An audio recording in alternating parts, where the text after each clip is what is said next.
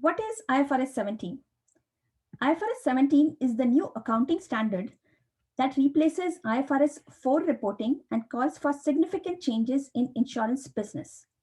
At its March 2020 meeting, the International Accounting Standards Board decided to defer the effective date of IFRS 17 to 1 January 2023. What does this mean for insurance companies? It means that insurers have under 2 years to get themselves ready for IFRS 17.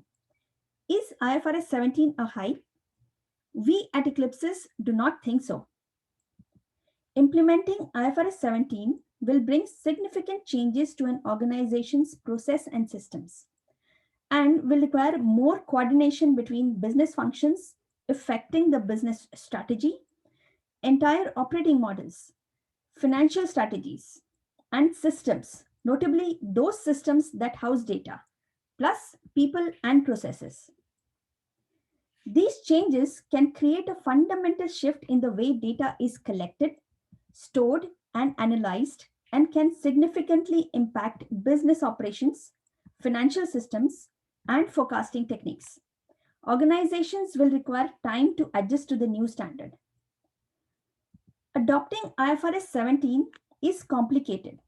Preparedness is crucial because it goes beyond financial reporting to include actuarial analytics, liability and risk management, and touches upon the very core of the organization's data management practices.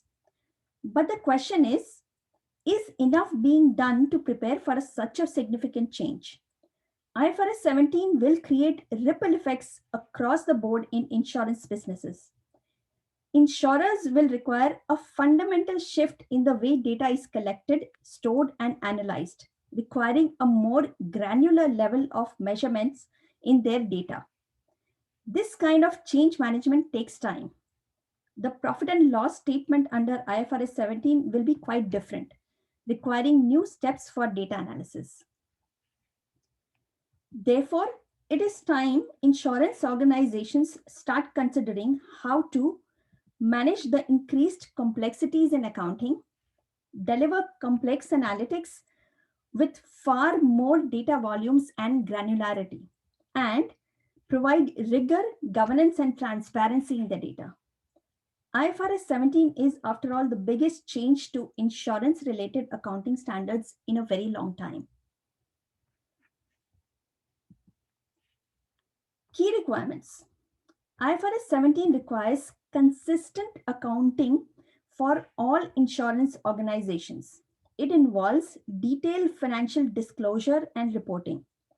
The requirements of IFRS 17 will involve significant change to the chart of accounts, with insurers having to add new financial information, including extensive disclosures at a more granular level.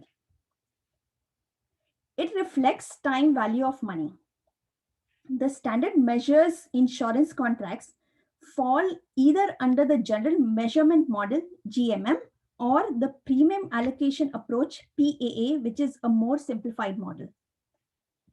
As per the general measurements model, a group of contracts will be measured as the total of fulfillment cash flows, which means estimating future cash flows to reflect their current market values. The calculation will also account for financial risk associated with those future cash flows and also a risk adjustment for non financial risk and contractual service margins known as CSM. Organizations can also use a simplified method to measure liability for remaining coverage of a group of insurance contracts using the premium allocation approach based on one of two conditions. The condition is that at initial recognition, the insurer reasonably expects to produce an approximation of the general model, or the other condition is that the coverage period of each contract in the group is 1 year or less. It requires a unified accounting approach. Accounting for IFRS 17 is not as simple as recording income and expenses. Insurers need to develop detailed accounting policies, as well as calculations to report the new income statement and balance sheet also, and also provide data auditability of the numbers they are recording in these statements. The baseline minimum change required is how insurers map these calculations to underlying data, not only spanning their financial systems, but also other systems like claims management, policy management, risk management, and actuarial systems. They also need data mining processes to combine current and historical data to achieve the auditability requirements. The estimates are supposed to reflect current market information.